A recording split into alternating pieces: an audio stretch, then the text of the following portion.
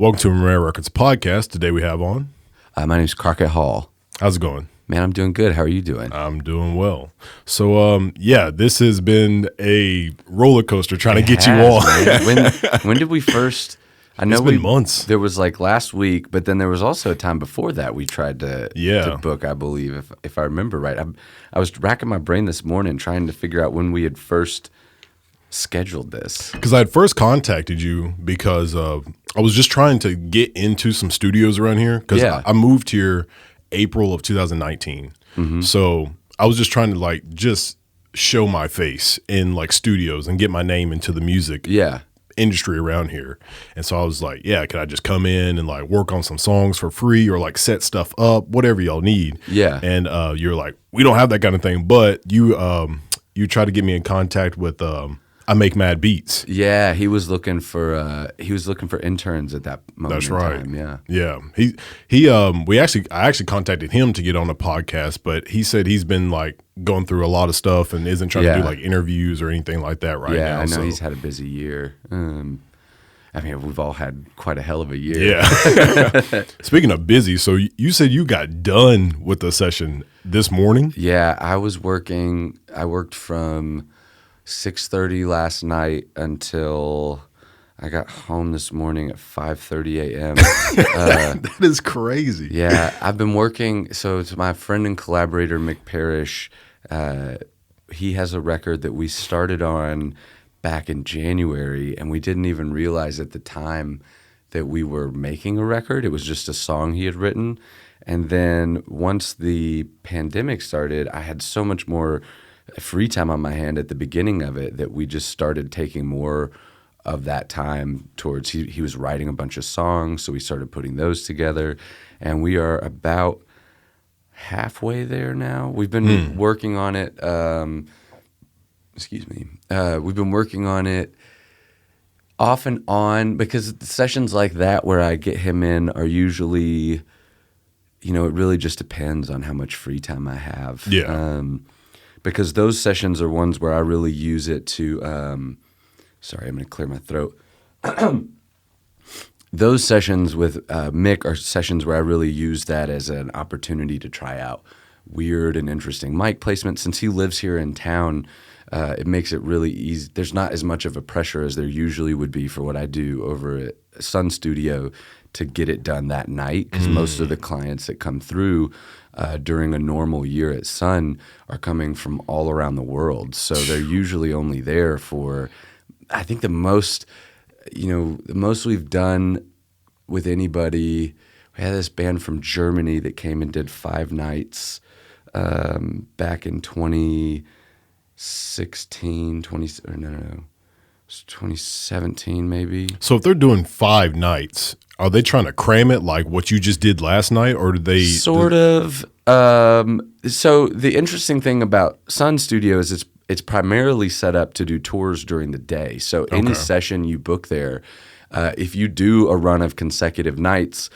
or if you don't even, at the end of the night, the engineer has to break down everything and put it back where it goes, so that the next morning, when they come in to do the tours, there's space for the tourists to come in and see the studio. All the mics have to be put away, amps have to be put back where they go. So it's kind of a very zen thing, because no matter how chaotic and messy, the setup gets throughout the night, at the end of the night, you're always breaking it back down to put it away. And I have bands or people that will often, they'll see me starting to wrap cables and they'll want to help. And I'm always like, no, this is my moment. This is my moment of zen. Yeah. We've accomplished something. We've done something. And also, I know where all this stuff goes. You don't. Yeah.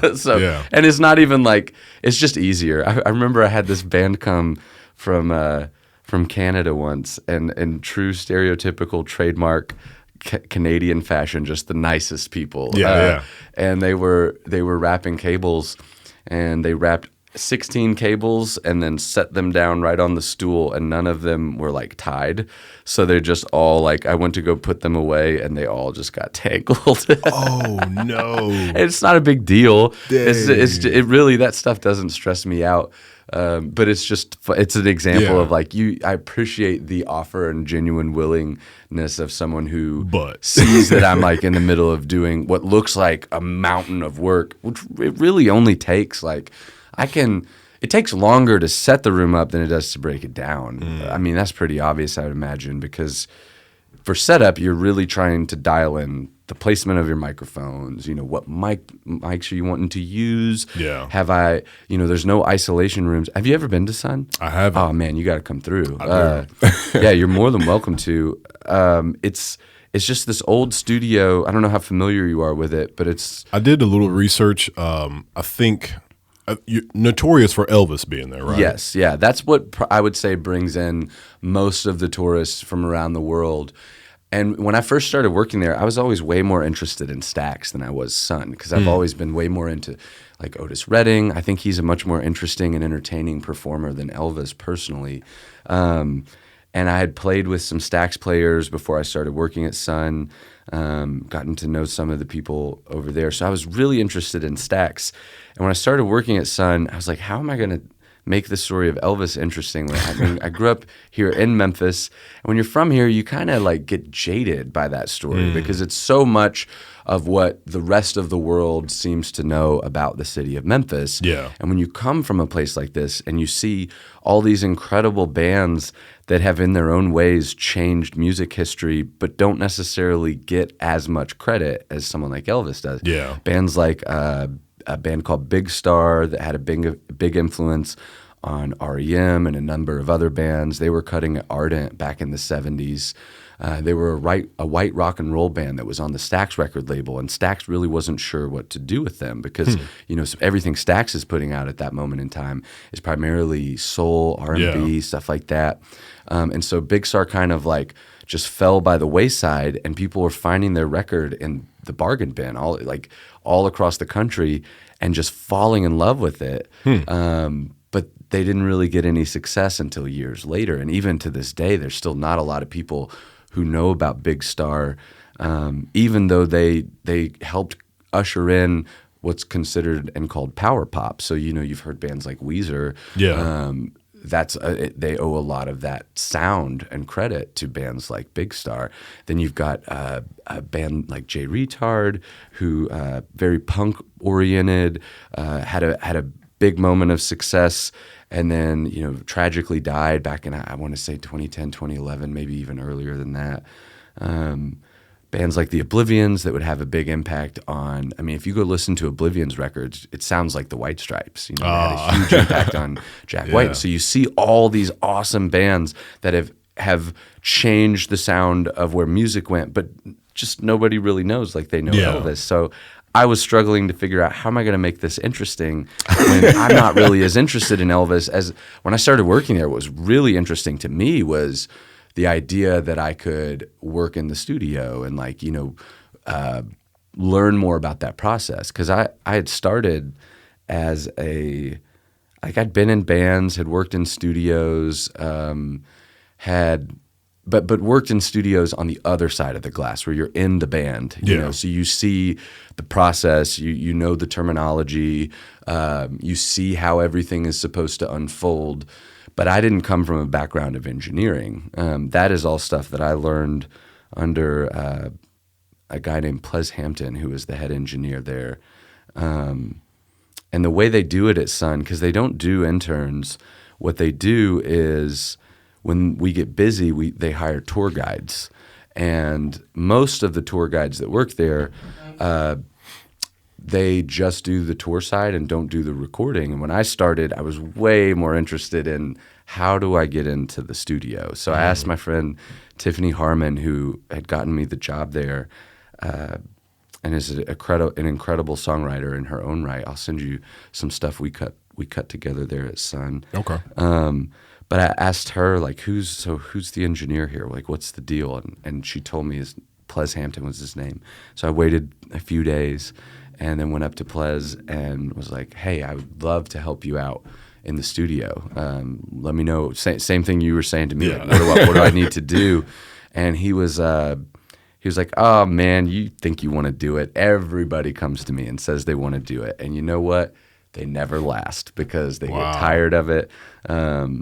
And I knew when he said that I was in, because I was like, oh dude, I'm never going to get tired of this. Like, and I haven't. Like, it's still like anything else can become a job, you know, where it can become a chore at times. You know, not every time. I've gotten to work with some really great people and some really talented local bands and people from around the world since I started there. But there's also a lot of people that are, you know, just in there to make a novelty record, you know, just something that's a keepsake for them to take home. Sometimes those people are really good. Sometimes they're not, you know, and then your job becomes, how can I still make this something that person feels proud of, you know? Because Sun doesn't have auto-tune. It doesn't have it's a very archaic studio. We've got like vintage mics, vintage preamps, vintage tape machines. And so you're trying to work with, in the confines of what is, by today's standards, severely outdated. Granted, most of the people who are coming in are looking for that sound. Yeah, they want that old sound. Yeah. I actually cut there when I was 15. I opened up the phone book. Okay, so my dad was a Church of Christ preacher down here, and it's super conservative, very religious church. And I had gotten interested in playing the guitar because of Weezer. I had the Blue album, and that is what got me into wanting to write songs. And so I had written some songs for this girl I was interested in high school with my buddy Kyle Tobkin. And we decided we wanted to go record them, so we opened the phone book. And I'm dating myself because that's how you found where to go do things back then. I called places like Easley McCain, which is a great studio, or at that time was a great studio in town where bands like the White Stripes had recorded. Modest Mouse had cut there, Jeff Buckley, a number of really incredible things had gone through Easley McCain. I didn't know that at the time when I reached out to call them, but they were like $1,000 for a 10-hour day. I'm 15 years old. I can't think of why I would need a 10-hour day to cut 3 songs. You know what? It takes me 10 minutes to play them. How much time could it possibly take to record? What do we do next? Right? Yeah. And so I was like, well, that seems like way out of my budget range. And so I'm just calling some places, and I see Sun, and I'm thinking, there's no way that's like going to be in my price range. And at the time, Sun was $75 an hour, and so we booked 3 hours, me and Kyle, and then went in there, recorded, and then I didn't set foot in the place again for 15 years. I thought that by recording there, my dad, who was a huge Elvis fan, I thought that would persuade him to see why, like, oh, see, it's cool if I do music, I could do some pretty cool shit. Yeah, you know? yeah. And I thought that would persuade him. It didn't work, but it made the place so much more special to me because, like, my history there is, like, I remember being there with my family, with Kyle, and those memories are really precious to me in a way that, like, you know, I'd started to talk a second ago about how do I make this story of Elvis interesting when that's not really a character who – he's fascinating. And don't get me wrong. I do think there's a lot of interesting things about his story. I just do also think that for me personally, I've always been more interested in who are the outliers? Who is Elvis listening to that was influencing him as Sun? And once you start to work there, you start to see there's all these incredible artists like Roscoe Gordon who would go on to have a huge impact on reggae and ska, because when his music was broadcast down in New Orleans, on a clear summer night, it would reach all the way to Jamaica, influencing a generation of artists there.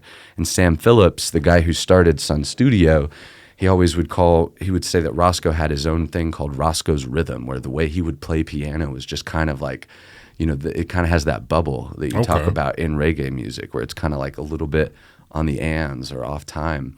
Then you've got, of course, Howlin' Wolf, who had recorded there. He would go on to... He was recording at the Memphis Recording Service, because at the time, Sun was called the Memphis Recording Service, and Sun was not a thing yet. That's what the record label would become. It was just a studio when Sam first opened it. And so he was recording people like B.B. King, Rufus Thomas, Howlin' Wolf, Roscoe Gordon, Joe Hill Lewis, just a number of all of these black artists that are playing on Beale Street and didn't have a studio to go record in. And then those songs are being funneled off to record labels like Chess Records up in Chicago, or RPM Records, which is where B.B. King was being put out. Roscoe was actually, there's a funny story about him. He didn't know that if you're being put out by one record label, that song can't be put out by a second record label. And so he was selling his song to Chess and whoever wanted to buy it. Oh my God. Or re-recording it for other labels, and then ended up getting himself into trouble with that. Oh, man. But so there's so many incredible stories and characters of people that are the subjects I'm way more interested in. And that made the story a lot more fun to tell, because then it doesn't become the story of Elvis, which I think Memphis has this, I don't know if problem is the right word, but this tendency to make everything revolve. How can we funnel and shove more tourism into that? And I think if we step back and look a little bit more at some of these outliers, you're kind of almost in a sense you're diversifying what makes the city interesting. And I think there's a lot of people that are making an effort to try and put that side of what Memphis is, that we're not just, what you've heard of. People like I Make Mad Beats, with what he's doing with Unapologetic, is really incredible, because he's just got this collective, which is what Sun was at its time, of just these like-minded people coming together, of just oddballs, misfits, vagabonds, just weirdos, getting together and trying to make something new and unique and that is true to them. And I think at its heart, that's what Memphis is about, is how can we do something that is ours and not Nashville's and not New Orleans and not like, how can we make our, sound? So that's something that, I'm just thinking, like, while you're talking about that, I'm trying to think of another city that is known for just like one person. And I don't think there's that many cities out there. I was just trying to think of, like, I don't know, Atlanta or something. I don't think of one artist when I think of Atlanta. Yeah. I don't think of one artist. Who do you think of when you think of Atlanta? Honestly, like right now, I just think of like all the hot rappers that are out right now. Like from there. Isn't 2 Chainz also from Atlanta? 2 Chainz is from Atlanta. Is Lil Uzi from Atlanta? No, he's from Philadelphia. Okay. Lil Yachty. I'm not sure where he's from at all. Yeah, I can't think of that. I thought there was another. I guess I can't remember. But yeah, even if you think about like not old school, but like Ludacris and Jermaine Dupri, and those people, they I'm not going to say pioneered rap at that time, but they were at the forefront. Outkast also. Outkast. Yeah, Big Boy, Andre 3000. That era of people, I'd say early 2000s, like they definitely pioneered, I would say, rap today. Like it transitioned into like the trap that they have now. From like Dim Franchise Boys. Like they were a big movement. It was a whole like movement. And that's one thing that I think Memphis could definitely take advantage of as a culture. Like, I agree. They talk about like Memphis like rap music, and then you have like the soul R&B culture. Like there's different cultures within this one city. Like when I think of Atlanta, I think of like one type of like rap music. But when I think of Memphis, you've got your soul and R&B, you've got your hit rock music, you've got your rap music. Like there's different cultures all in this one city. It's like a melting pot. Oh yeah. And when you have all those things brushing up against each other, that's where you end up getting, I think, even more interesting sounds, because like I might go see Weirdo from Memphis do a hip hop show and come away from that and think, oh man, like this was a really cool idea, whether it's a song lyric that then sends me off on a spiral, and you end up writing some singer-songwritery folk music song that comes from some line that Weirdo said, or people like Pro. Like actually, one of the funny things that has happened to me in the last year is I started writing songs for this band called TV Yellow that is like this pop punk band that sounds like a lot like music I would have been listening to when I was in my early 20s. Stuff like if you listen to what is a good example? Just like any of the indie emo music from the early 2000s. But they had gone into Young Avenue, had written 10 or 12 songs, had no lyrics, no vocals, just had all of these songs that were expertly produced, polished. They just needed songs on them, or words on them. So I came through, wrote words for those, and that was the first time in my life where I had actually written to music I had not birthed, where everything else I had ever written in my life, I had written from scratch. It wasn't on somebody else's song. And I think we ended up with 9 songs, wrote 9 of those in a year, which was also the fastest I'd ever written. Typically for me, songs can take, especially because often I am writing them from scratch. I've had songs that have taken a year, 2 years. I just finished one for TV Yellow that was 10 years in the making. I'd started the lyrics. Oh my God. Yeah, I know, dude. I'd started the lyrics 10 years ago, and it just had stuck in my head, this line I'd always liked. Holy smokes. And then I was listening to a track, and I was like trying to figure out where to write and go with it. I was like, I wonder if the cadence for that lyric would work on this song. And sure enough, it did. So finished it off. But so I'm not used to, usually for me it takes a while, but I'd written all these songs. And that led me to realize, well, I guess I can write pretty easily to stuff that I didn't write from scratch. So my friend C Major, who is a producer over at Unapologetic, he and I had started doing this thing where my drummer moved to Nashville because he worked for Gibson Guitars as one of their managers. So when they had to downsize and leave Memphis, he left. And so he was gone, and my bass player was overseas touring with some band, and I got asked to do a show at like the Indie Film Fest or something like that with Unapologetic. And I was like, man, I don't want to get up there and just me and my acoustic guitar play these when it's going to be mostly a hip-hop show. Yeah. And I had all these songs I'd been working on at Sun, so I asked C Major, I was like, can I give you the tracks and like you do them on your MPC and I'll just sing? And then I can actually like perform and like you'll hear what they sound like as a band. So I did that. It went well. So we started doing that at shows. If I didn't have the ability to easily get my band out, then me and C Major would do the show together. And that led me to think, well, shit, C Major, like I was at Dirty Socks one time watching them work, and they Kid Maestro and C Major had spent like about an hour or two working on this beat that was really interesting, really cool. And then Mad, I Make Mad Beats, walks into the room, and in the most diplomatic, it was fascinating to watch. Basically walks in the room and says essentially, okay, this is cool. Who are we going to sell this to? Where do you guys see this going? And they were like, well, I don't know. Like, I don't know where we would take this, actually. He's like, yeah. He's like, this is not something I don't know where I could place this, where I could go with this. And I'm sitting there, because whenever I'm invited into somebody else's studio environment to watch them work, I'm a fly on the wall. It's all about, observing and seeing how they work, learning from their process. And I was sitting there just kind of like with my jaw on the floor, like, dude, I would write all over this, and it was also interesting to see too that there was no ego involved in any of this. It wasn't you guys suck. It was just, I'm not sure what we can do with this. Yeah. So why don't we table this and try something else? So they put it away, started on something else. And it was totally different from what they had worked on. It was really fascinating to see. But that made me think, I wonder how many beats like that C Major has sitting on a hard drive that they've started and then just didn't go anywhere. Endless. Yeah. So over quarantine, I hit him up and was like, hey, what have you got? Like that nobody.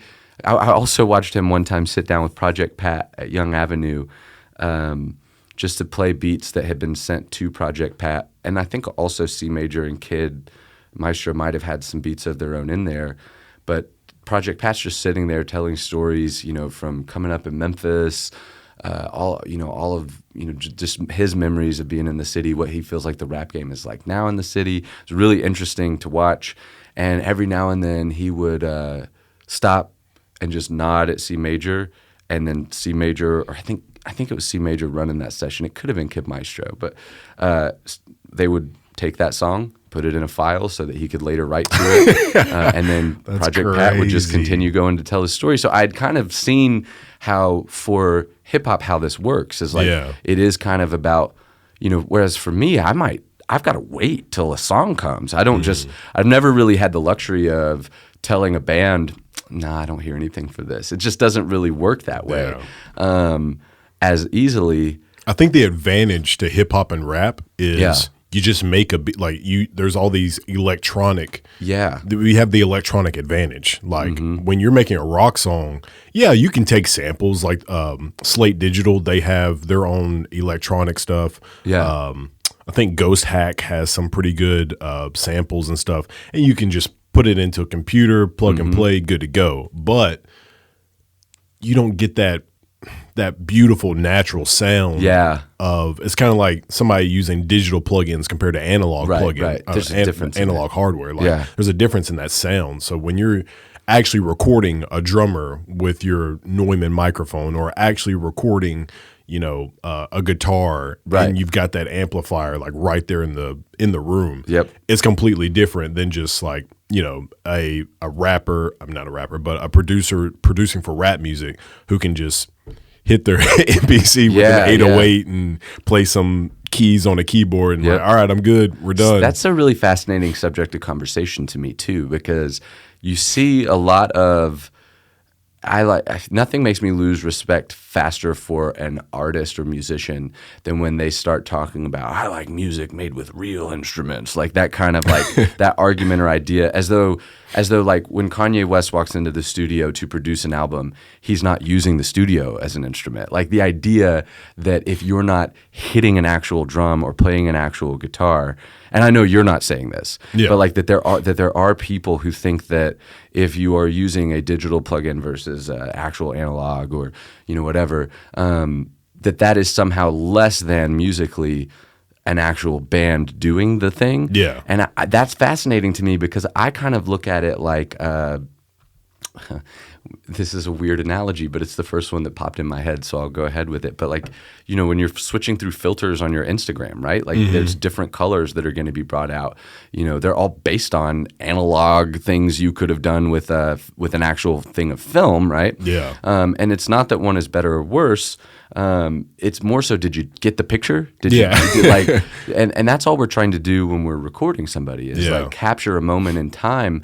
And I'll tell people, anytime people ask me about recording, I really try to dissuade people from becoming too gear fetishist or too much to fetishizing gear too much, because that can really get in the way of what you're there to do, which is, ultimately. Are you talking about like if somebody walks in, they're like, oh, you don't have a Neumann TLM 103 yes. or I can't record here. Exactly, that kind of stuff. Or the idea of I see this a lot more of like the idea that since I'm able to work with tape or with older microphones, as though somehow that makes what I'm doing more prestigious than somebody that is like bedroom producing. I mean, Billie Eilish just got all those Grammys off of a record that was made in a bedroom. Yeah. Like the game has changed. We were doing these engineer meetings back before COVID started at Crosstown. This guy named Jeff Powell, who's a vinyl mastering engineer here in Memphis, had this really cool idea to get all of the engineers in the city into one room once a month to just kind of talk about, basically almost the state of the union, but for music. Like, how's everybody doing? And he did a really good job of including people from all of the different genres and scenes. And one of the fights that was inevitably breaking out in these meetings was some of the old heads kind of shitting on, the idea of bedroom producing. Yeah. And people like, I don't know if you're familiar with Young Dolph or Ari Morris, but so Dolph's engineer, Ari, is a friend of mine who has a studio over in Midtown. And he just kept trying to get people to see like the way of like needing a multi-million-dollar studio to make a great record is dead. Yeah. It's not that those places are no longer important. It's not that, I mean, the reason Sun works so well is because we have the tours to buffer the cost of what it takes to, like, you know, when I have to go get a ribbon ribbon, that's like $300 to $400. You know, if I have to get 4 of those done in a year, and I'm just a recording studio and don't have the, you know, the tour side of that to help eat that cost up, it can get expensive really quickly. Yeah. And, you know, if you want to be a multi-million-dollar studio, you've got to find out all these new ways to pivot. Yeah. And the challenge, those places like Ardent or Young Avenue Sound, and the engineers that work there, the challenge that they're facing is that they're having to find ways to basically cut their costs, but the pay that engineers are making for sessions hasn't gone up in like 25 years, you know? You're still basically making like, if you can walk out of there for a 10-hour day and have made $100, that's a good day, you know? And that's challenging, you know? This way of work is, I mean, and now you've got all these services where mixing can be done digitally, well, yeah, people are just AI, like sending their stuff, you know, like Lander and all these sorts of things. Yeah, and I think those things are cool in the sense that they maybe provide some kid just starting out the opportunity to learn more about the process, what mastering is or what is mixing. But I hate to think that, and I don't think we ever will lose. I mean, it's kind of like you can make a meal at home, or you can go to a nice restaurant and have a chef cook you one. I don't think we'll ever lose studios, but I do think that they're going to just continue to become harder and harder to maintain. Yeah. One thing that I've got a friend, Flight Pilot D, and he keeps like, so I mix and like do all my stuff and record myself, but he's like, dude, we got to go to the studio. Yeah. I'm just like, I agree with you. Like, I'm not saying we shouldn't, like, just because I can do it here. Yeah. But, like, it's just funny that me and him both agree on, like, let's go to the studio because it's a different environment. Exactly, yeah. And it's a vibe. Like, you were talking about room tones. Like, we're not in my room. We're in a different room. So this totally room different is different. Work ethic idea too, because it is a different vibe. Yeah, so it's like you're showing up to work. Like it's like from working from home and then going to work. Like you're going to a place where work is supposed to get done. Like you're not hanging out, chilling with your friends. It's like, hey, we're here to get something accomplished. Some people do better too in that environment, and some people do better feeling like they're not on the clock, like they are in their bedroom. I personally do my best work when it comes to recording. For me personally, when I can feel like I'm just in a state of like I'm not on the clock. Yeah. Studios can be very difficult when I'm the one recording. Like we did the TV Yellow record, the vocals for that over at Young Avenue, which was the first time since I'd started working at Sun that I had another engineer cutting my vocals and we weren't doing it at Sun. And so it was really interesting, and it's challenging because I like to get it in that moment where your headspace is right there. Like, oh, I got to go sing this song right now. I was watching Homecoming with my girlfriend a few years ago, the Beyonce film where she does you know, the 2 or 3 nights at Coachella or whatever it was. And when we got done watching it, I was like, babe, I got to go to the studio. Like, you can't watch someone with her work ethic do what she does and not feel that need to like, you know, so that's when I like to cut. And it can be difficult to go into the studio sometimes with the idea of like, okay, I've got 10 hours to get these vocals, because then it starts to feel like, you know, you start watching the clock like, oh, am I getting somewhere?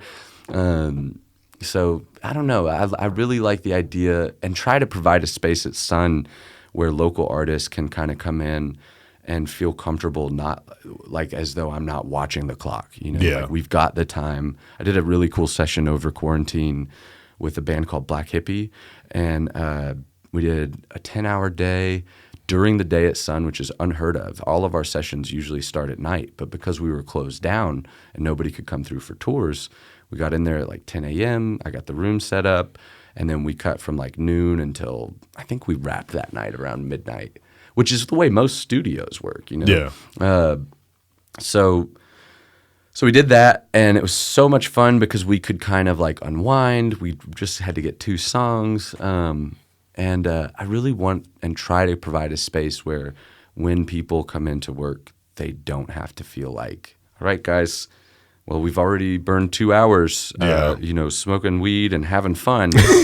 Like that's all part of it. You know, like you've got to kind of be able to you almost have to be a little bit of a shrink for each client. You know, you never know who is going to have that moment where they're just having a breakdown, and you need to get everybody out of the room so it can be just you and them locked in, you know?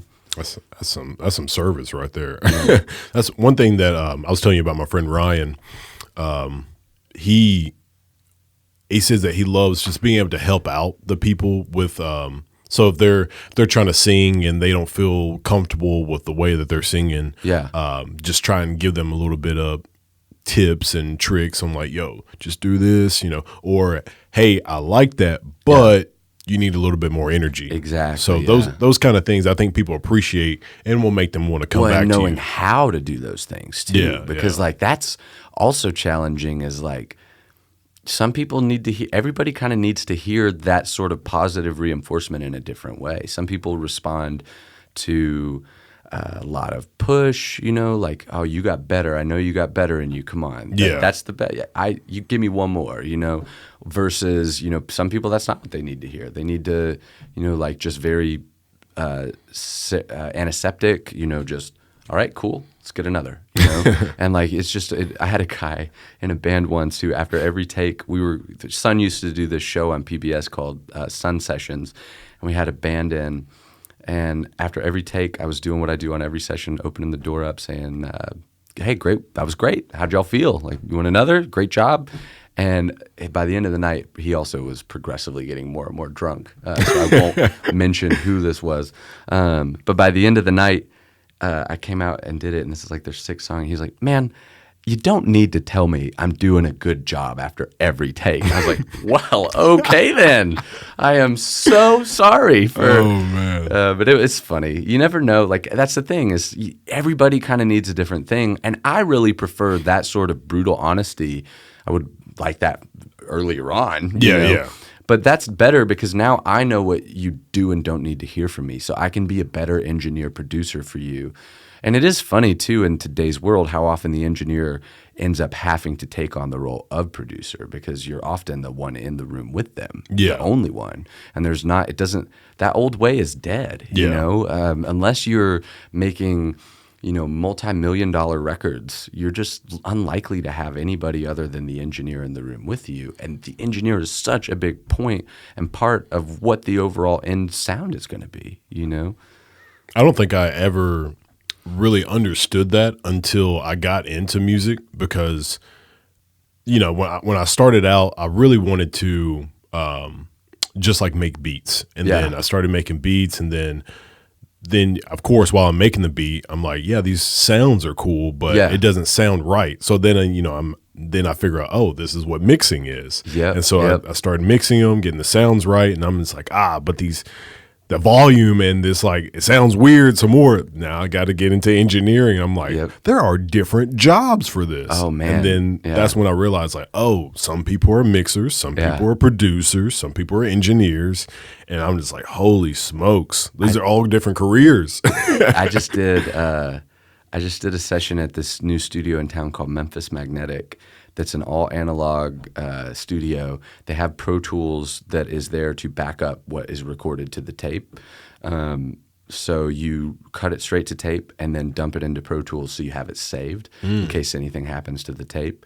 And the band that was recording is this band from Philadelphia called Grave Bathers, and they were making this really sick 80s like sounding Ozzy Osbourne, Sabbath record, like just really old school rock and roll, just like metal, you know. It was awesome. And I was for 4 days with my friend Lydia, who's my co-engineer over at Sun, and Matt Qualls, who's my co-engineer over Young Avenue Sound. Young Avenue's more his world. I use that as a space to go write.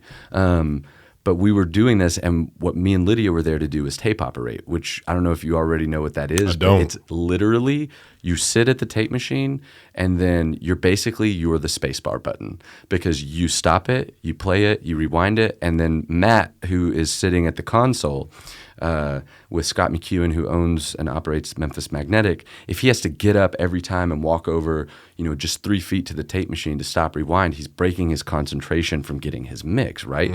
So you're literally the guy who's just sitting there so that he can go, stop that, rewind it, and then, he's not typing, he's like tweaking and listening, and it was fascinating because like in the old days before Pro Tools, you had to have a tape operator. Even if you had the remote to run the tape machine, it still helps the engineer to just have somebody who can be seated there to do that. And it's really fascinating to think of, to your point, how many different roles there used to be that then slowly got whittled more and more down until now the engine, you used to have tracking engineers, mixing engineers, mastering engineers, and all of these things still exist, but you kind of have to be a jack of all trades now, Expectations have just risen. I mean, I think because of electronics nowadays, and then just how technology has advanced to where we're at, everything's so not only feasible, but it's also accessible. And so people have the ability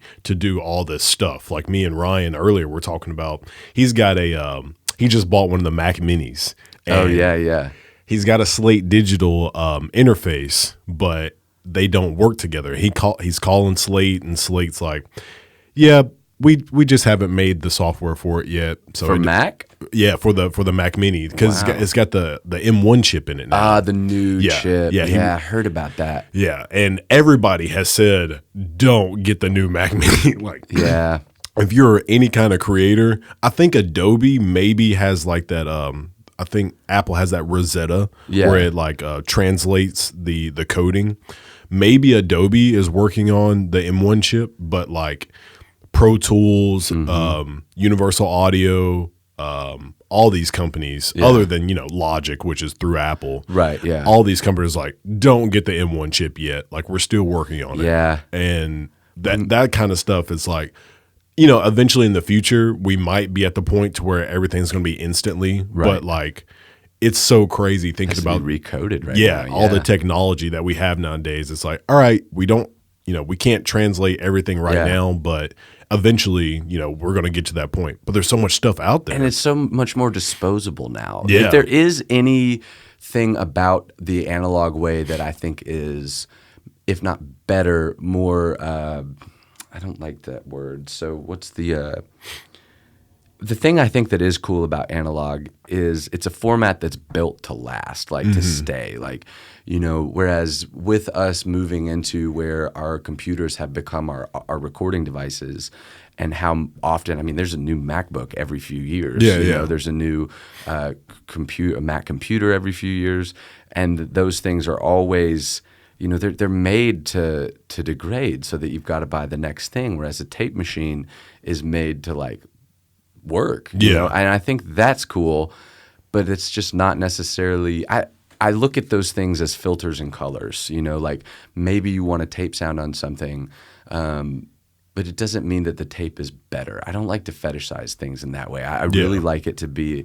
I've heard songs where they got the take by taking a video with their iPhone and placing the people. Like that was the take,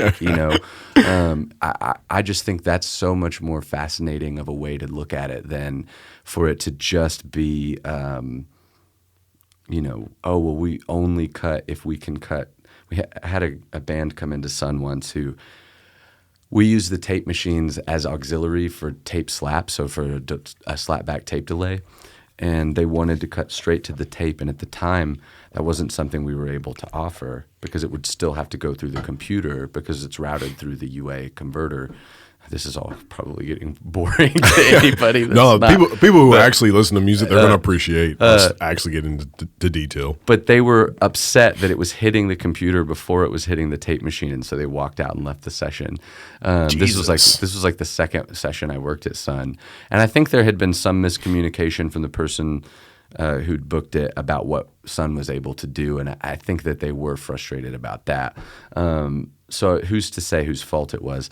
But it was fascinating to see. Like, I just don't really go for that. Like, to me, you come all the way from across the world, and you're going to get hung up on the fact that it's hitting a computer before it's hitting the tape. Come on, like, okay. If that's what you want, or if that's what was communicated to you as how it was going to go, then I don't know. I can totally see if you feel like you were led to believe that was not going to happen, then okay. But even then, I still just feel like I would be so happy to be, you came here for the room, for the mics, the preamps. I don't know. I am working right now on getting it set up so that we can cut straight to the single track tape. But single track tape, there's no, with any other tape, you can mix later on with it, right? Because it's on multiple tracks. Single track, whatever you print to it is what's on there. So your mix has to be done while the band is performing. If you go back and listen to like some of Howlin' Wolf songs, there's some times where you can hear like Sam will kick up the snare drum to just beat the door down and then immediately swing it back down. And that's happening while it's cutting onto tape, because he can't take that later and let's go mix this. The only thing he was able to do that's crazy. Is compress it, master it, but that's it. There's no mixing. So every performance you hear that came out of Sun was done the moment the mix was done the moment they were done playing the song. Do you know anybody who, I guess, is stuck in their old ways that is able to stay, I guess, so somebody who was successful years ago and refuses to agree with like newer stuff. Yeah, and still is doing successful. Well. I mean, the only people I can think of that would fit that description are people that got successful enough to not have to worry about the cost of money. Because I mean, a single reel of 1/4-inch tape is $100 if you get it with the actual reel. A pancake, which is just the tape that you can then take out and put onto the reel, those are $30. And how long does that last you? 30 minutes. About 30 minutes. Now, you can re-record over them.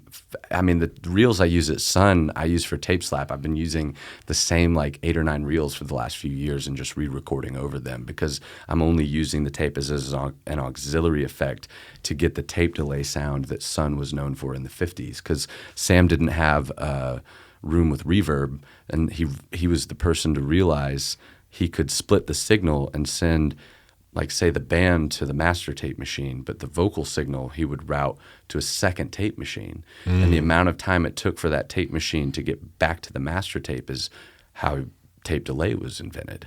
Wow. So whenever you use a tape delay plugin, or anytime you put delay on something, that's crazy. The first instance we have of that being used in popular music came from Sun Studio, with Sam trying to work out how to get more depth to the vocals, to the guitar, and it was, through that. That's crazy. And see, you don't get there without having a problem. That's what's really cool about it, I don't know if this is true, but have you heard the story about how distorted sounds from guitars came about? Yeah. It was like somebody was about to perform, and then like Ike Turner and Jackie Brenston at Rocket 88 was the song. Okay. They dropped their amp. There's multiple stories. The one that Ike said was they were coming into the studio that night, and it had rained as they were driving up from Clarksdale, and they were taking their amp out of the trunk, and it was the only amp on the premises, because at the time the musicians would bring in their amps and guitars. Now we have them there. But they're bringing in the amp, and they drop it, and it busts the speaker cone. So they had to go next door to the restaurant that was next to Sun. Sam runs over there, gets newspaper, shoves it around the speaker cone to keep it held in place. So this is like happened in Memphis. It did. Oh, I Sun Studio. I don't even know where I heard this story from, but that's crazy. That's how it happened, though. Like they needed. I mean, they didn't have another amp, and Sam, he was he was a true Memphis character. He believed in this thing called perfect imperfection. He wanted the artists to be their unapologetic selves, you know. And I think that's what's really important and can sometimes get lost in pop music today, where places like Nashville, not to consistently shit on Nashville, although that is basically what we do here in Memphis. Places like that, I feel like, can often become cookie cutter, places to churn out hits. Yeah. And, I always got into music because I wanted to, I didn't want to become famous or rich. I want to make a living and be able to survive doing this, of course. But I think that there's something to be said for doing it because it's like what you have to do. You could take everything away from me that I've worked to get to today, and I swear you're still going to find me in a bedroom somewhere with a microphone or my phone and GarageBand and like just the earbuds, whatever I've got to write and record with. I'm never going to be able to stop. You could throw me in prison. I'm still going to sing and write songs. You know, it's just a part of what I've got to do to find my peace with myself. And he was a big believer in that sort of idea of, if it doesn't come bursting out of you, or that was Bukowski, but Bob Dylan said something about it felt like the artists there were singing for their lives. I like that. I think that's true, and I think that's important and something you've got to carry with you wherever you go and whatever place you're working in is like. To get the take, you've got to be able to tune out everything else and get on that frequency level where, it's like a radio station where you're tuning into where were you when you wrote the song? What do you mean? What are you trying to convey with the song? And how do you properly capture that? And the mics and the equipment that you use are all just the tools to get you there. They're the camera with which you're taking the picture, Correct, yeah. Yeah, you just need to figure out, what canvas are you trying to capture? Yeah. Like what is it about that song is going to make people feel even more involved with it? Yeah. There was I keep forgetting this quote, but it was a quote. I've been going through Full Sail University through music business. Yeah. And the quote this guy had mentioned was something about the entertainment business is the monetization of an emotional attachment people have to something. Mm-hmm. So it's basically saying we're making money off of your emotional attachment to something. Yeah. So if you're a huge football fan, like I'm a huge Alabama football fan, the entertainment business is making money off an Alabama fan because they have an emotional attachment to Alabama football. When Alabama scores a touchdown, you celebrate. Mm-hmm. Why are you celebrating? Well, they scored. Well, I didn't do anything. Yeah. Why am I happy? Yeah. That's how the entertainment business is. So when you're able to do that to your fans, like if you put out a song called Green Skies, like somebody might think green skies, like the sky's not green. Yeah. But when you sing that song and they're listening to it and they're like, man, I know exactly what he's talking about. Exactly. That emotional attachment just brings people in. They're like, oh, I love this guy. Yeah. It's they don't even know who you are. It's about the story you tell yourself with it. Like you may be an Alabama fan because of, something that happened when you were younger or going to school there.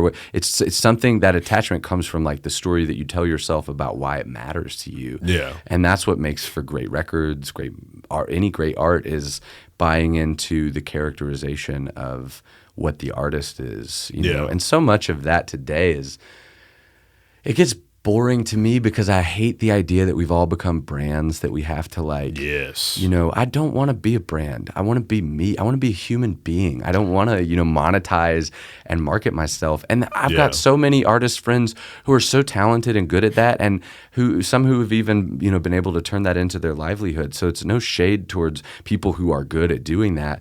It's just frustrating for me when I want to just make records. I just want to sing songs. And in today's world, there's such an influx of everybody that is also, in so many ways it's so good because there's so many seats at the table now where we all can kind of come and like we could cut a song right now. If we wanted to, the tools are here. We could just a cappella do something or build something. So there's so much more opportunity, but it also means that there's so much more surplus that people have to wade through. So you have to fight to get people's attention, and the way that has been, because of capitalism, the way that has to be done is through branding, and that's where for me it's like, man, props to anybody who's able to do that and do that well. It's just never been.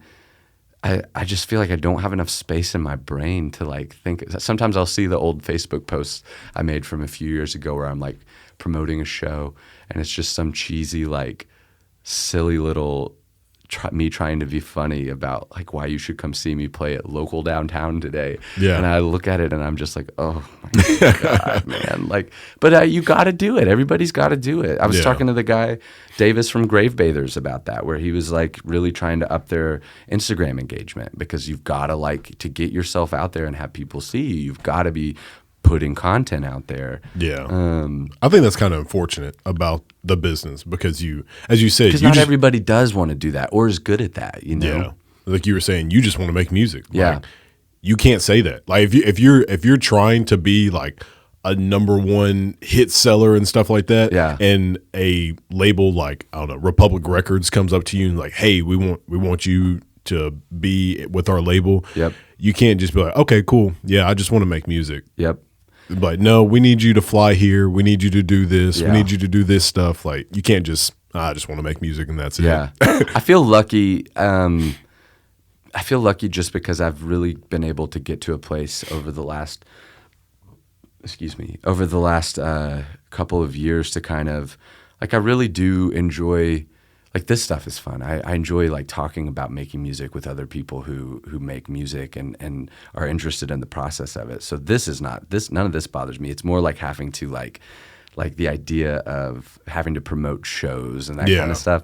And I've kind of made my peace with it finally over the last few years because the only reason I ever really wanted to do shows was so that I could hopefully find somebody who would want to sign me to their record label so they would pay for the studio access. Because all I ever wanted was to find out how to use the studio as its own instrument. Like if I turn the gain all the way up on this and the output down and then plug this mic into this weird place and put tacks on the inside of the piano and play it, like what kind of sounds do I get? And now that I've got, the ability and opportunity to work in that way in the studio, then I really, as soon as that happened, I stopped playing shows almost altogether unless I was asked specifically to book with somebody. Because I only did shows as a means to get into the studio. So once I was able to be in the studio, like, I'm here. And like for me, I feel very privileged and lucky to get to do that because I don't have to. I can kind of do what I do underground, and then the people who are tuned in and know me and want to come in and work with me have the opportunity to hit me up, and we can do that.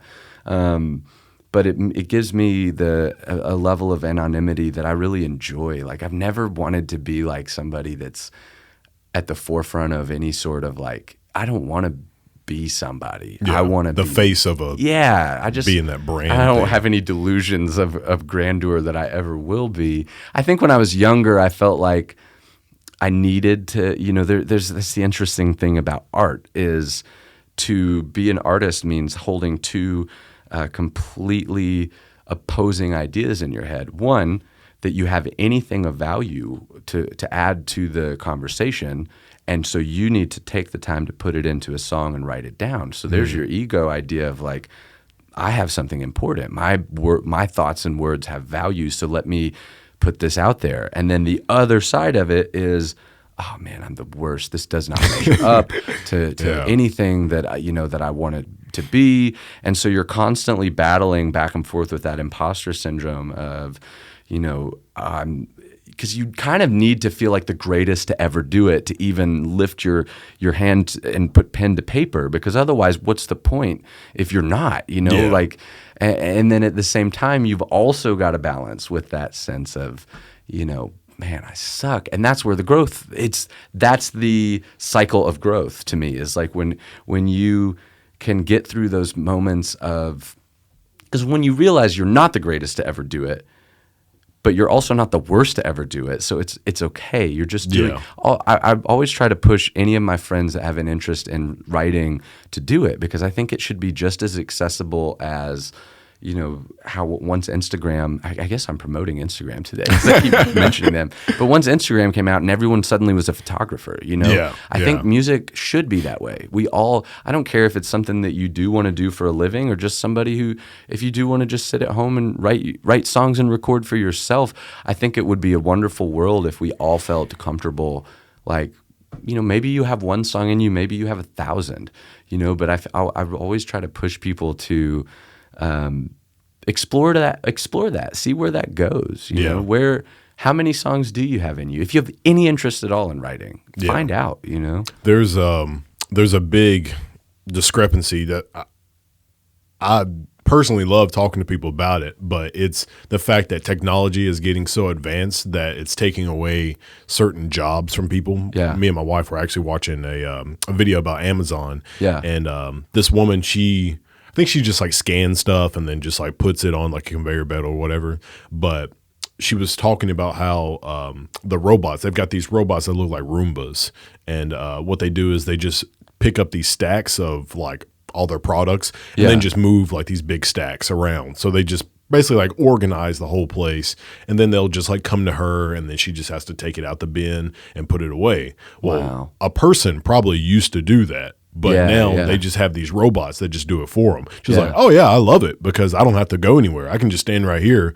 They bring it to me, and I just do that. Yeah. Well, a lot of people were probably like, these robots are taking our jobs and stuff like that. It's like, well, think about it. If all the robots take your jobs, then okay. But now you can go do another job that you might actually want it to do. Maybe free up some space for you. You freed up time. Now that time, if you wanted to be an artist. Yeah. So if robots are doing a lot of the jobs for people, then probably food might get cheaper. Mm-hmm. Just stuff is going to get cheaper because companies aren't having to pay for a person to do it.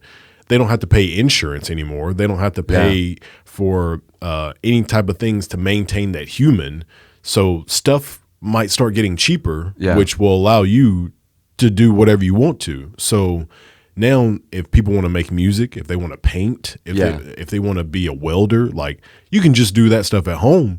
And now you freed up all this time and all this space for you to just focus on other things. Focus on things that you actually want to do. Yeah. And so that's, to your point, like if people want to make music, they can just make music. Mm-hmm. And the fact that technology has bedroom producers, you can just make music at home. You don't have to go to a studio and, I just bought this 1 hour session. Well, now you could be at home and you have unlimited time.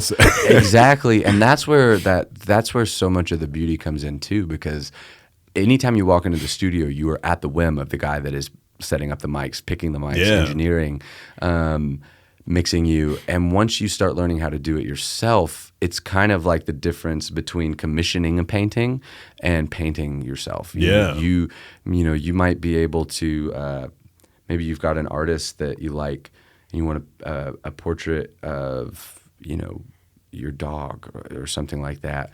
And they can get close, but if you learn how to paint yourself, maybe you can get closer. Yeah. And I also have always been fascinated by the idea of, like, all the artists I've been the most into are outliers, or particularly artists who don't have success until later on after they're gone. Like there's this French poet Rimbaud who in the 1890s moved to Paris to become a poet, which at the time would have been the equivalent today of like becoming a songwriter, a singer-songwriter. He moves to Paris. This guy is like, Mozart levels of brilliant in his poetry, would go on about 100 years later, or just a little less than 100 years later, to influence modern songwriting with people like Bob Dylan, Jim Morrison of The Doors, and Patti Smith. But he moves to Paris, falls in love with another poet named Paul Verlaine, who's cheating on his wife, and they have this horrid or torrid affair. Somebody's hands get shot in the process when they're breaking up. Oh man! He moves to Africa and becomes a gun runner and is selling guns, and then dies because he gets so disillusioned with the poet scene in Paris, and just writes it off. Tries to burn every single copy of poetry that he could get his hands on that he'd written. It's a miracle any of the stuff survived, and then just never writes another poem as far as we know the rest of his life. And then holy smokes, he dies this really sad way where he's like, he gets a leg infection while he's living in Africa running these guns, and is being carried back to a place like hundreds of miles from any sort of a hospital. This is like the 1890s, and is being carried on a stretcher through the African terrain, and just like has to have his leg amputated. This has like gotten really sad really fast, but he never got to see how much of an impact he had, and there's something about what he did that I think makes that even more entertaining, or not his death, but that he would walk away from it, and say, no, this isn't for me, because it just, I don't know why that fascinates me so much. I've always had these fantasies of like someday being like, nah, I'm done. I've said everything I had to say. Yeah. I'm going to move to the country garden. I don't know. Like, I love doing this. I don't think I ever will stop. I think I'll do this till the day that I die. I mean, you more see that in like, I guess, athletes, because it's physically taxing. Yes. So you've had people like Andrew Luck, star athlete at Stanford. Yeah. And the dude, I think, graduated with an engineering degree. I think he was like a mechanical engineer or something like that. And then he goes and plays for the Indianapolis Colts. And I think he played like, I don't know, like 5 seasons, maybe 6. Yeah. And then just like, I think he got hurt. And then when he was hurt, he was like, yeah, I'm done.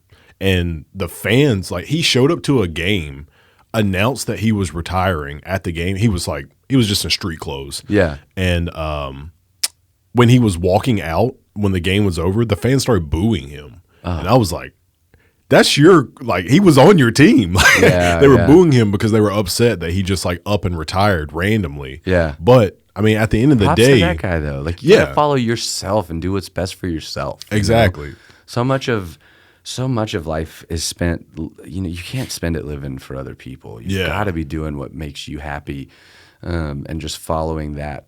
That's always worked out pretty well for me. I left home the day I turned 18 and immediately went into the workforce, and I didn't even graduate high school. And I've just kind of always followed the thread of like, I quit my job. I had this like really good job at ServiceMaster that I had worked at for like 6 years to get, where I would have been, I mean, they just did a lot of layoffs. So I don't know that I would have stayed set up, but I could have like stayed there and had something for myself, that, healthcare, 401k, all of that stuff. And instead I quit to go clean houses so that I could keep doing music, and then ended up where I'm at now. And I'm so much happier for it. It took a risk, and I mean, I still miss healthcare for sure. But I think that, I don't know. I don't get to pick how long I'm going to be here. I would rather spend the time that I am here chasing this dragon, or rabbit, for as long as I can, because you don't know where it's going to lead. Yeah. And it's risky, but that's kind of where half the fun comes from, is that, you've got to take the high risk, high reward, Yeah.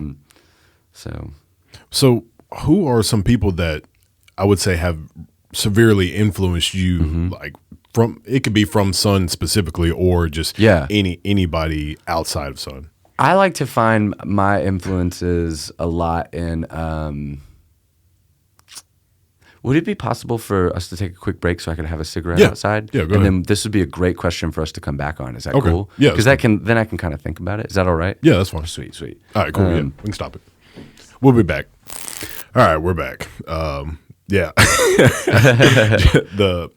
The fact that a lot of people, so I'll have like people on, and I've always feel like somebody wants to take a break, and then Yeah. and then like at the end they're like, oh, I got to use the bathroom so bad. I'm like, I told you you can use the bathroom if you want to. Yeah. But I'm glad you said something though. That's No, funny. yeah, that's fine. You feel refreshed now. I Probably. do. Yeah. I feel it would be easier to answer that question. We were talking about influences. Okay. Yeah. The people who have influenced you. So I would say I really like finding my inspiration in local artists a lot.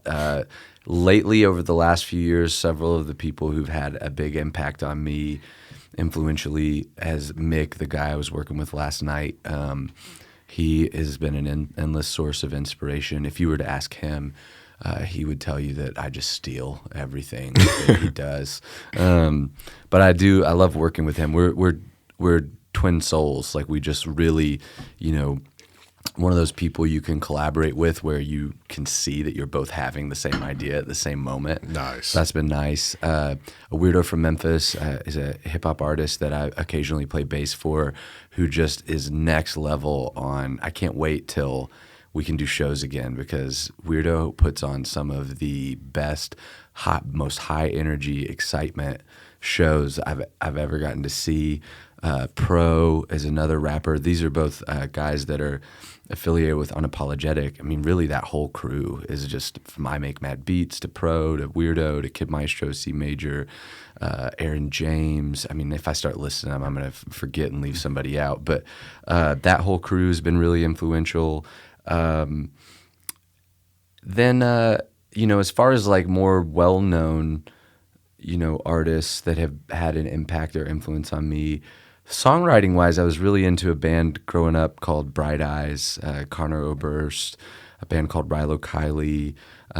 Jack White was a pretty big influence on me, not so much sonically as he would talk a lot in interviews about going into situations with a set of limitations, like those White Stripes records they made with just him and Meg, where they would go in and say, okay, we're only using 16 tracks to record, and they would not allow themselves more tracks than that. So they're going in already with a wall that they have to work against to get the sound they want. You can't just throw everything you want at it till it sounds good. You've got to get it right very much on the foundation. So that was a big impact. I've actually gotten the privilege here the last couple weeks, me and Kid Maestro, to work with a drummer that plays with Jack White named Daru Jones. He's been coming through to do some recording at Sun. And Daru also plays, what is it? He was working on a song the other night that Q-Tip's going to be on, which is really cool. Nice. But he's a really interesting drummer. He sets his drums up in this really unconventional way. Mm-hmm. He just did SNL with Jack White a few weeks ago. I guess now it's probably been about 6 weeks ago. But he's been really cool. Loves Memphis. He lives up in Nashville, but also plays with Mono Neon. If you've ever seen Mono Neon's videos, he's a bass player that used to play with Prince. I got to cut them about 3 or 4 weeks ago. They're both really talented. Mono Neon is, you definitely should check him out. He's got just the funkiest way of playing bass, man, and like just an iconic look. I'm really drawn to people who are characters. Yeah, I think that those people provide a lot of inspiration. Anybody, Mad Beats, his whole idea of, unapologetic is about being your unapologetic self, and that's what art's for. Yes. That's what we're supposed to be doing. And I think to drill that down into people's psyche of like, this is what I'm here to provide, is a really fascinating and powerful message, because it keeps, in a world where art has become so much about commerce and can I sell this, it keeps it grounded in what it's originally supposed to be about, self-expression. You know? Tiffany Harmon, an artist that I got to do some work with at Sun, is been a really great source of inspiration. My friend Matt Qualls, another great inspiration, has an artist he's worked with named Natalie Green Bell, who is a super talented songwriter. She's doing some singing on the next TV Yellow record that is, I think, really cool. I think Memphis has such a great art scene in all of, like, to the point we were talking about earlier, all of these different genres and varieties. Yes. Whatever it is you like, whether it be reggae, hip hop, country, rock and roll, garage rock, just about anything, it's probably happening somewhere here in Memphis. And when you do get all of those things together in one place, it creates for something totally new, because everyone is brushing up against each other and having ideas, influencing each other. And you never know what sort of ripple one single idea that you have might then spurn for somebody else, or spur on for somebody else. Who is somebody that you, I guess starstruck is the word, you're just like, holy crap. To have gotten to record and work with? Yeah. Well, so I was doing a tour in March, back before, like probably a week or two before COVID locked everything down in the States.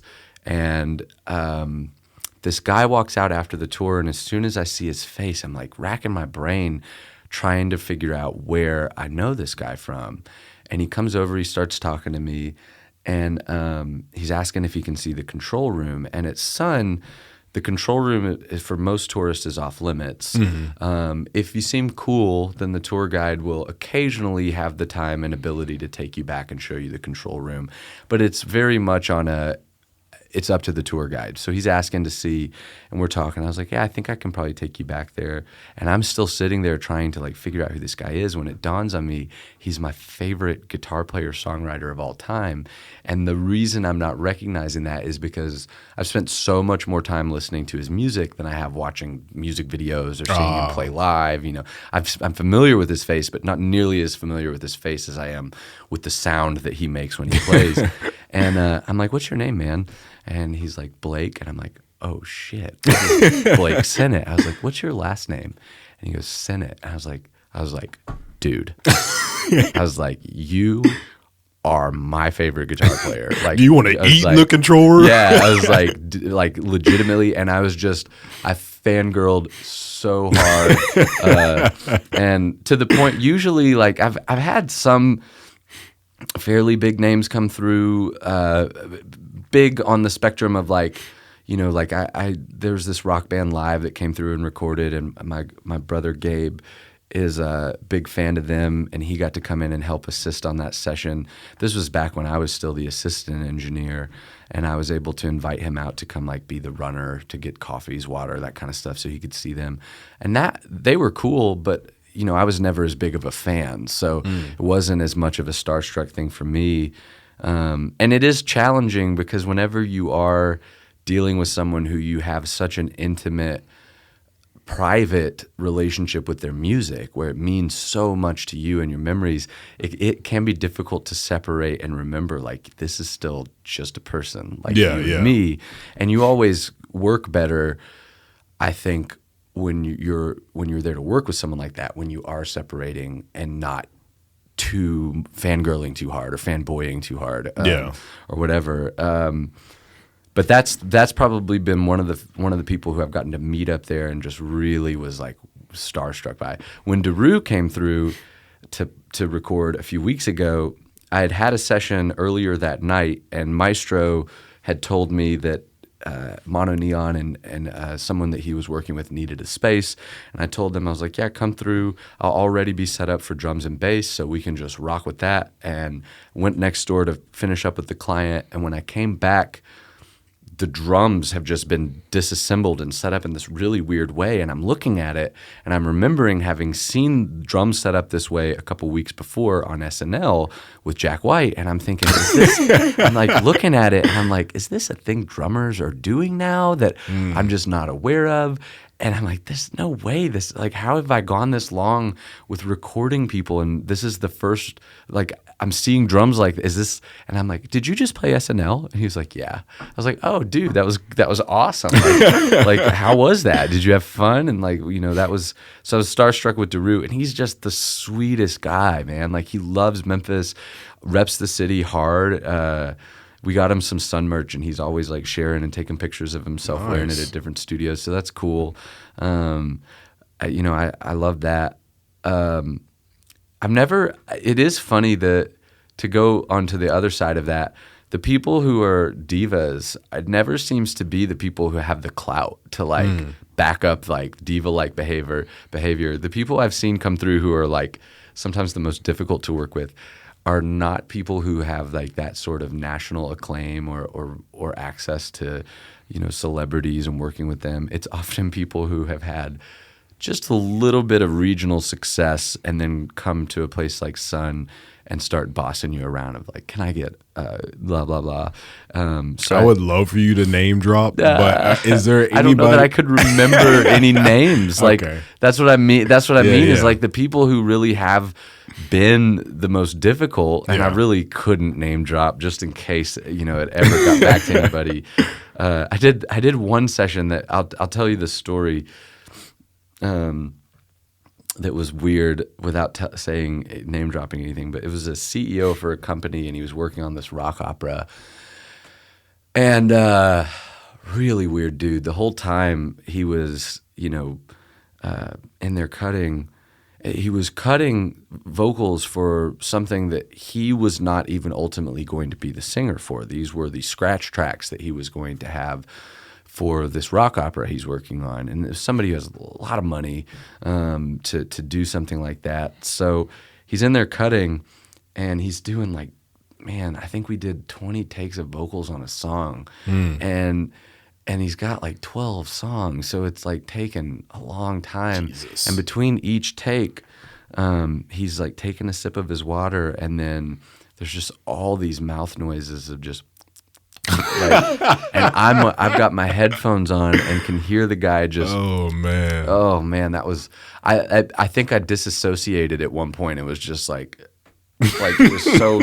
I had heard the same song and lyrics so many times, that it was just something else. I do wonder what happened with that opera, or rock opera. It really wasn't that good. So sorry, bud. But I don't know. Like as your job as an engineer, if you're trying to make ends meet, is you don't really, you still got to make that sound as good as you can and make sure that person leaves with the best product you possibly can get them, I've heard stories like, I think it was Russell Crowe. People said that Russell Crowe, like they don't like working with him. Yeah, he can be a bit of a diva. About him. But that kind of stuff like really surprises me, that some people can be at that level and still be like just unassociable. Yep. I had on Kirk Teachout, and he gave me a book to read, and it was called The Giver. Yeah, I think it was called The Giver. But I read the book, and it was an amazing book. And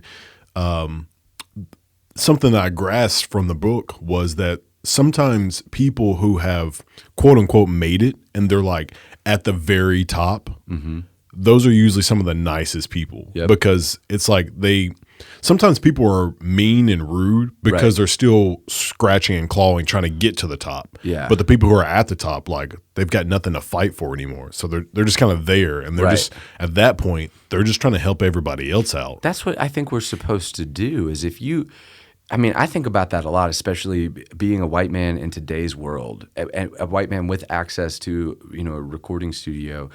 I want to make sure that I'm, as much as I possibly can, using that sort of a platform to give to people who would not have the opportunity to come in there and work as easily. Like, keeping the rates flexible and affordable for local acts, for artists who are trying to do their thing. And I think you've got to be aware of what your own privileges or your own level of access or success has been, so that you can then turn around and see other people that have talent or heart, and then lift those people up and try to get them, the access to be able to continue to do whatever their dreams are, Yeah. And even if it's things like, you're unable to do, like when we first talked, like you're looking for internship. Well, I don't have anything like that we do here, but here's somebody I know who is looking for this, or who might be a good contact or point of reference, or, just always trying to look for ways to, because the more people that you can, if you can spend your whole life trying to be a bridge to getting people who would work well together into one room working well together, then damn, man, like that's more powerful than if I can just do that and go down into history as someone who doesn't really get recognized for it, but that happened, that's more powerful than if I by myself become successful. Yes. You know what I mean? Yeah. Like that ripples on throughout eternity so much more than just me always only looking for ways to uplift me. You know? And I think too a lot about how in today's world, you know, where I was telling my friend Amanda Dent, who she's got a radio show over at WYXR, that new crosstown radio station. And we were talking one night about, we were having a band rehearsal at her house, and we were talking about music, and she was asking me when I was going to put some stuff out, what my plans were, and I was telling her, I was like, I don't know, like I really sometimes struggle with what's one more white guy's voice with music? Like, is that really still important? You know, what I have to think, you know, have we not really, if I'm pushing myself too hard, you know, to get out there and constantly putting what I've made out and pushing that on people, I just feel like maybe I can get out of the way and work with artists and try to, you know, I'll still put my stuff out, but I do this because I love doing it, you know? But if I can lift up other artists, I feel like that's a better use of what I'm able to do than if I'm just using my access to only promote myself. Yeah. It's boring. I think it's unnecessary. I think that, I do think that what I have to say is important, but I also think that, like, you know, people will find that if they like it, you know, and it's not necessarily something that I have to push on people, you know.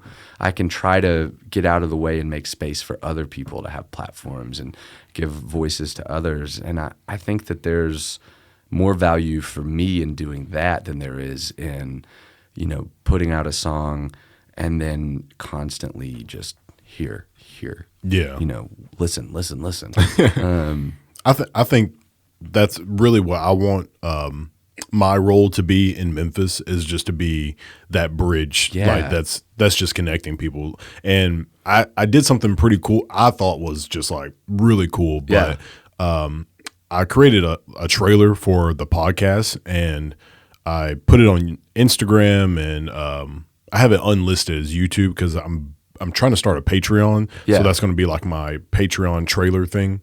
But basically, I just took where I say, "Welcome to America's podcast. Today we have on," and then I just took everybody from the last episode I did to the very first episode, and then they all just said their names, and so it was something for everybody to see all the people that I've had on, and I've only done, I think, 43 episodes. That's fucking awesome, though, dude. But it was Is cool. that all since you moved here? Or just like, were you doing this before you moved to Memphis? I think I did 8 episodes before I moved here. So I think like the 9th episode or so was when I moved here. Wow. So it was just cool seeing like all those different people. And then the coolest part is the people that know each other. So like, even when you were like, "Oh, I really want to watch that one with Anne Elizabeth Craig." Having those people on, and then I'll be talking to somebody and they're like, "Oh, I know that person." I'm like, "Oh, snap, that's great." I was telling the story of with what's his name? Crisis J. So I had him on a couple podcasts ago, and we both follow somebody on Twitter. Yeah. And the person said, "Everybody post your music. I'm trying to find new people." That's a thing on Twitter. But so I posted a video that I've done, and Crisis liked it, which I didn't know who he was, and I think he said like, "Oh, this is a good song" or whatever. And then I went to his profile, and then it said he was in Memphis, and I commented. I was like, "Yo, you're in Memphis?" He's like, "Yeah." And then I like went through his tweets, and one of his tweets was with my friend Ryan that I had on probably like 6 podcasts ago. I was like, "Dude, I know Ryan too." I had him.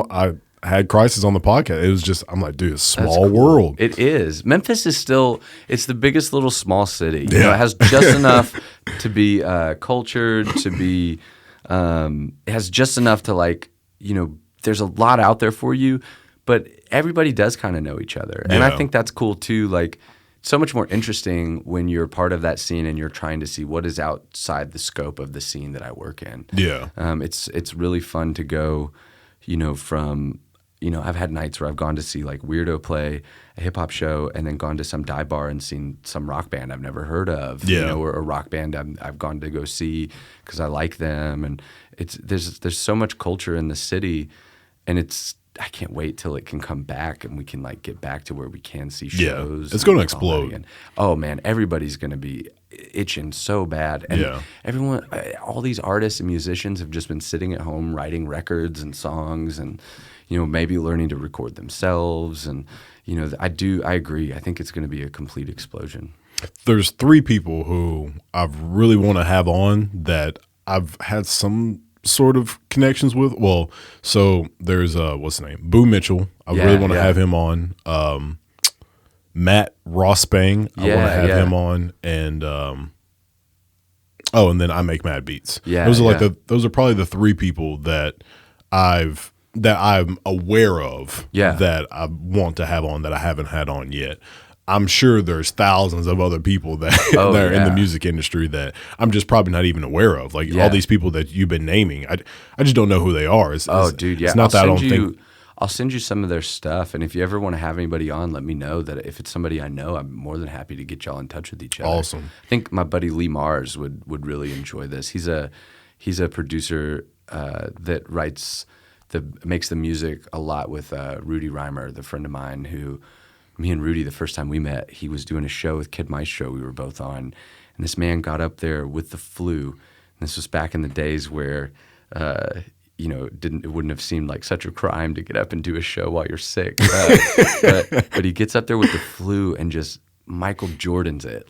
Just kills it. And the funniest thing was it was at Rail Garden. Have you been to Rail Garden? Yes, I have. So it was in the ping pong bar area of Rail Garden. And for whatever reason, Rail Garden had put a birthday table right up near the show. And so Rudy is doing like just this like balls to the wall hip hop with the flu, 6 feet from 7 or 8 older white people who are just like, what is happening right now? And it was so great. And like I had to leave a session that night because at the time there was another engineer. So I left the session to go do this show and then needed to get back so I could finish breakdown and, help the other engineer out. And I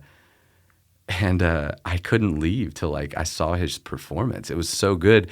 And then we didn't even end up linking up with each other because I rushed out as soon as he was done until about maybe 6 months after that. We hooked up on Twitter and I was like, wait a minute.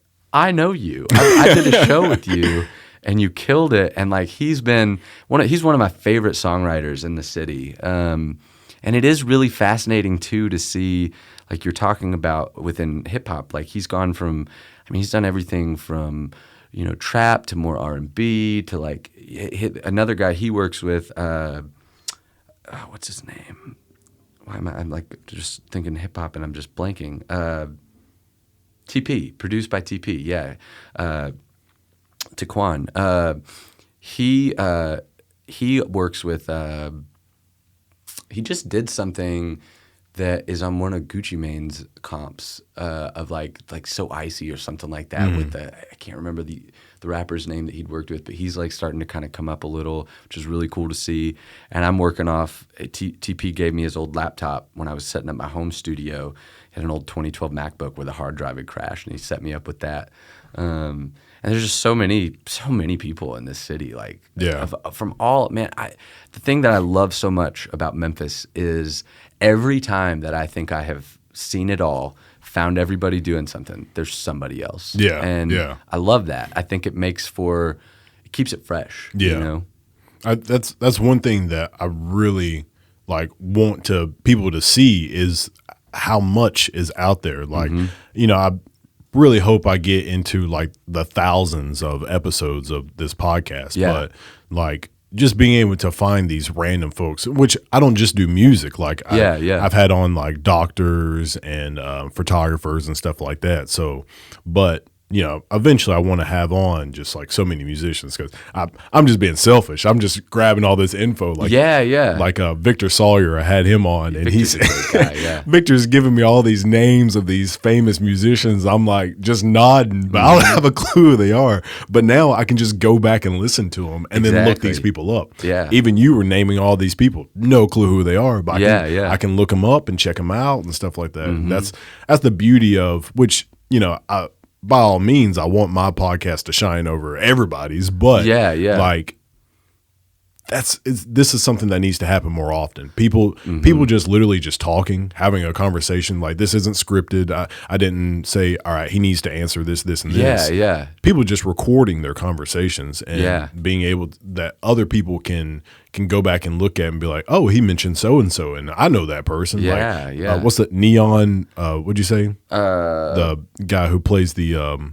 Mono Neon. Neon. Yeah. Like somebody probably knows him that is listening to this, but I don't have a clue who that is. And somebody's like, oh, I didn't know anybody else listened to Mono Neon. Mono Neon is cool. Yeah, you'll enjoy it. He's like, he has a style that is all his own too, man. Like, just like not just in the way he dresses, but the way that he plays bass. It makes sense when you hear him play bass as to why Prince would have been like, you are good. I want you to play. All I'm thinking about right now is Africa Bambaataa. That's what. Do you know who that is? Oh man, so you got to look up Africa Bambaataa. Okay. I think he was more of the. I think it was like the funk era, like when that first started, like those guitars that had the piano keys on them. You know what I'm talking I know about? What you're talking about, like guitars. Yeah, he dressed all crazy and whatnot. Had like these very flashy dressing and whatnot. But Africa Bambaataa. That's cool. That dude was like God, I can't think of a popular song by him. Let me just look something. Do it on my phone and share it. But that dude was very like just flashy and very funky and different. He would have fit in with like Unapologetic. Yeah, I love that. Africa Bambaataa.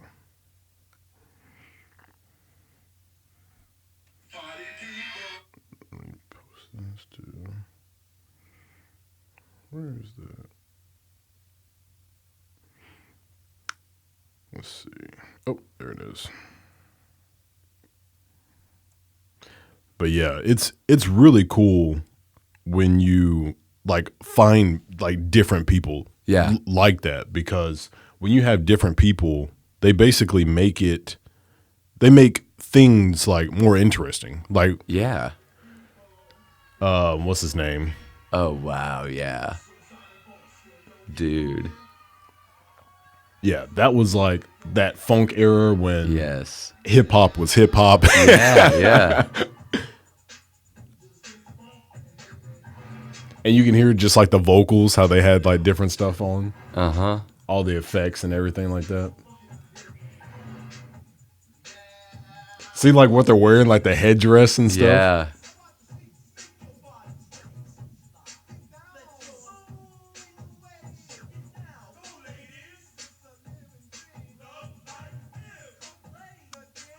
That's so cool.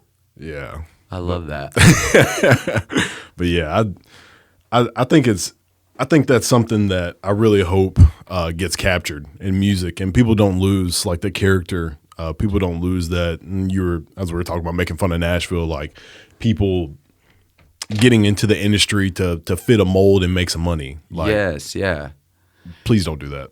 Yeah, I mean, props to anybody that can make money doing this at a time, where for decades now, with the advent of digital music and streaming and places like Spotify, who still are not paying artists well enough, they're billionaires. Like all of those things that are happening,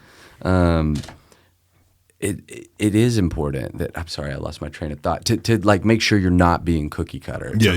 Because otherwise, I don't see where the value is in doing something that has already been done over and over again before. It's neat. I mean, if you're an artist who's wanting to make sure that something like Dom Flemons was a really cool guy I got to work with. He's in a band called Carolina Chocolate Drops.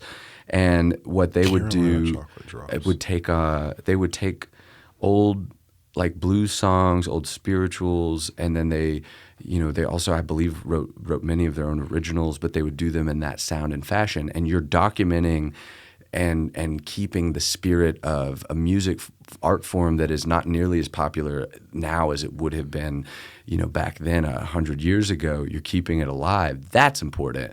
I don't understand why people feel the need to like do the same sound over and over again, unless that's your goal. If you're just trying to document and make sure that the spirit of that music stays alive, then I think that's cool. If you're just trying to ride the coattails of like, you can look at country music in Nashville is really bad for this of, well, we've gotten a hit with this sound, so now let's push all of our artists into sounding like this since we know we can sell this and package it. And that, that works, but it's kind of like running money on horses. Is like eventually that horse is it's just gonna quit on you, know? And that cash cow is going to run out. Yeah. And I mean, make your money on it, sure, while you can, but it's also just to me that it all kind of comes back to like, the fact that we live in such a strong capitalistic society where if it doesn't have monetary value, so many people don't see like why, like why does this matter, But to me, it matters because somebody took the time to like, they cared enough about it to like learn their craft and record it. And, that's more interesting and entertaining to me than someone who, took the time to learn somebody else's craft and then, continue to perpetuate that. What is something that you feel like, I guess, is missing from music or was lost from music? Because somebody like you that's been working in the studio, you've probably seen a lot of things come and go. So. Yeah. I would love to see. So at Sun, I have to work in a way where usually we cut live. We can overdub, but there's not like a lot of editing and flying things in like you would in modern music where like I was working with Pro, and we would get the chorus and then I just take the chorus and like move it over.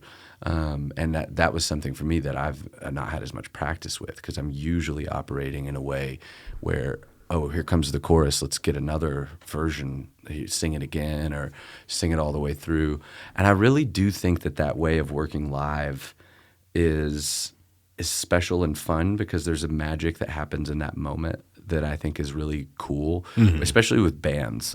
In modern studio settings, even this last TV Yellow record and the one before it, it's built from the ground up where, okay, let's get our drums, now let's get often our bass, let's get our guitars, now let's get our vocals.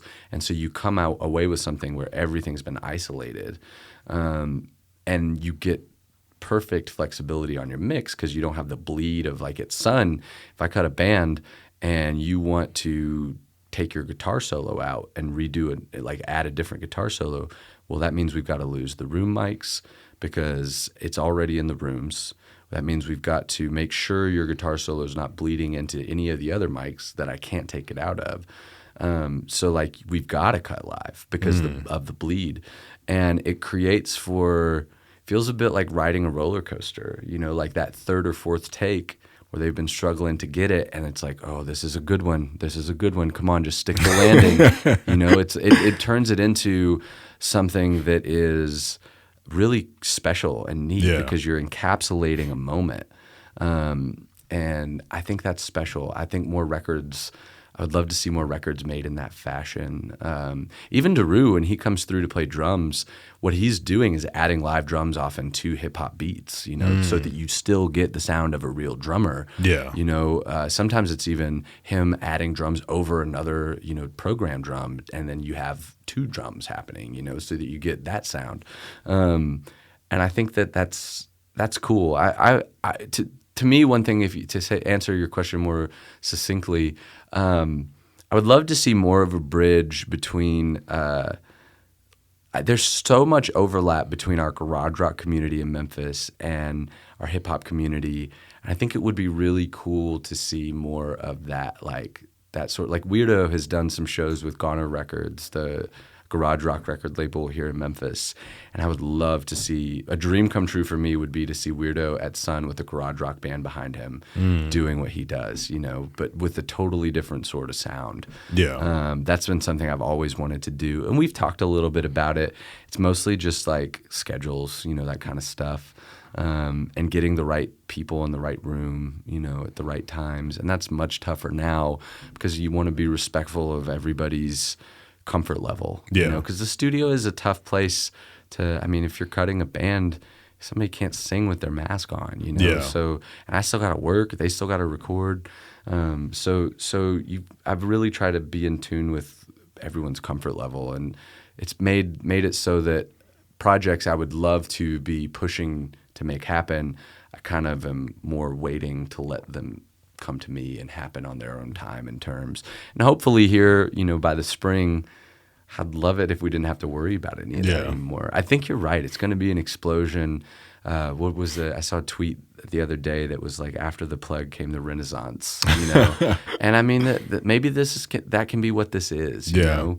I mean, granted, there were, I think, 400 years of darkness before we got to the Renaissance, but it's gonna come, you know, and I think we'll be better off for it because, I mean, think of how much this has recontextualized all of us and put our priorities in place, you know. Yeah. But yeah, I would love to see more overlap. We were talking about being a bridge between, you know, different people and communities, and I would love to. That's all I want is to be somebody who, when my time comes and I'm gone, or if I ever leave this city, I would just love to be thought of as someone who helped bridge gaps where there were opportunities that weren't happening, and I would love to be thought of as someone who saw those and made sure that they happened. You know? Well, man, it's been great having you on. Thank you for having me. This has been so much fun. Yeah, we've had some great conversations and just talking about all the stuff from Memphis. Is there something that you need to promote, like you need to get out there? I mean, I know you do music. So. Yeah, so you can, probably the easiest way to find out what I'm doing is on my Instagram page, and it's Instagram.com/Crockett Hall. It's CrockettHall. That's probably the easiest way to keep track of whatever I have going on. That's where I usually will update things the most with whatever I'm recording or working on. Other than that, I'll try to send you some tracks of like the stuff I've been talking about that, you know, I've been working on. So if you want to link to any of the artists or people who I mentioned, I can send that over to you as well. Okay. You know, if there's anything like that. But yeah, this is awesome. Thank you so much for having me on. I had such a great time. No doubt. Yeah, we can definitely do this again anytime you want to. Thank you. For sure. And I'll get you in touch with when you've got some gaps in your schedule. Let me know because I'm sure Lee would enjoy this. Rudy. You know, I'd love to get you in touch with some other artists that you could talk to about, you know, what it is that they're doing. I make mad beats on there. Yeah, I would love that. I don't know. So Rachel is like my manager. Like she basically will like contact the people and schedule everything. Yeah. But I think he told her that he was just going through some stuff that he. I know he's been quarantining too. Okay. Like they moved their studio. His studio, Dirty Socks, was run out of his house. They had two studios set up in the bedrooms of the house that they treated, and they moved that out to the he has like a garage area that they treated and turned into their tracking space. So I know he's quarantining. I don't know if you ever do these via Zoom, but for somebody like Mad, he may be able to do that easier. Okay. Than he would be to meet in person right now. I'm not sure. I don't know. But yeah, he's a really wealth of information. Yeah. You know, like I feel like every time I get to interact and work with him, I come away with a better understanding of who he is and what he's trying to do for the city. And I think, to be honest, the reason I talk so much about them or have talked so much about them today is I think he is – you look at places like Stax, you look at places like Sun, High Records, Goner Records, and what you have is a collective of people who came together to make something.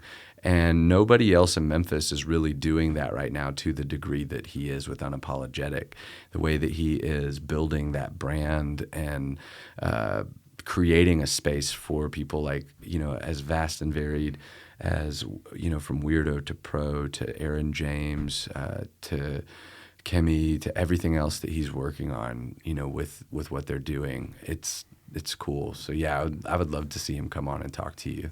Cool. Well, all right. Thank you for everybody tuning in, and see you next time. Thank you so much for having me.